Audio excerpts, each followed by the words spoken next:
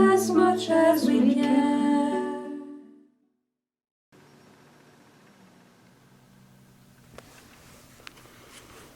Hello and welcome. We just sang Love. Where is the end of love? How far must we go to love? Until when do we love? In the Gospel of today, Jesus says to his apostles, "Whoever loves father or mother more than me is not worthy of me." This is something, because it's very normal to love your father and mother, especially when you have father and mothers like I had. But it was a very important moment in my life this time when I was able to live this gospel, this passage of the gospel, and I would like to share it with you today. So we're going back to 1988. I had been operated on, I was in convalescent, and I was supposed to go to Haiti for a time with the congregation for 3 or 4 weeks. And 1 week before the departure date, my father had a stroke. So he was hospitalized in the Institute of Cardiology. And, well, you know how I love my father, eh? So at that moment, I said to myself, what am I going to do? I'm not going to Haiti, because the doctor, when I went into the institute, said, you know, many times your father pulled through these strokes, but this time I think he won't pull through. So I said, I'm not going to Haiti. But on another hand, I'm supposed to go. And on the other hand, maybe I could say that I'm not well enough to go. So I spoke with Sœur Jeanne, our founder, and she just told me, go and pray, go see God, and do whatever He tells you. So I went to see God, and it was clear in my heart, in my faith, that I had to go. But now, here comes the second part. How am I going to tell that to Daddy, who's nearly dying?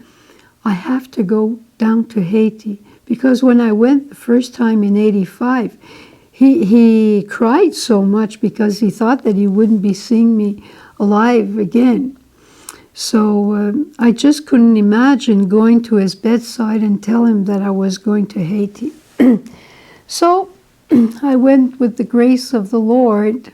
And you know, when the Lord asks you something that seems impossible, and to an extent that is impossible, He always helps you out.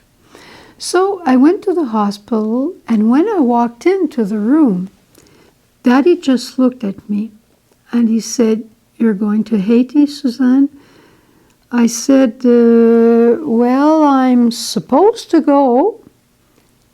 He said, you are going to Haiti because this is what God wants for you. For me, it's being here, but for you, it's being in Haiti. And that was in a way normally my father would have talked to me. But I realized at that time that the Lord was helping me out, and He was helping my father at the same time. And what God asks us that seems impossible and is impossible, He helps us out to realize it. So I said, okay, Dad, I'll go. And I kissed him and I left.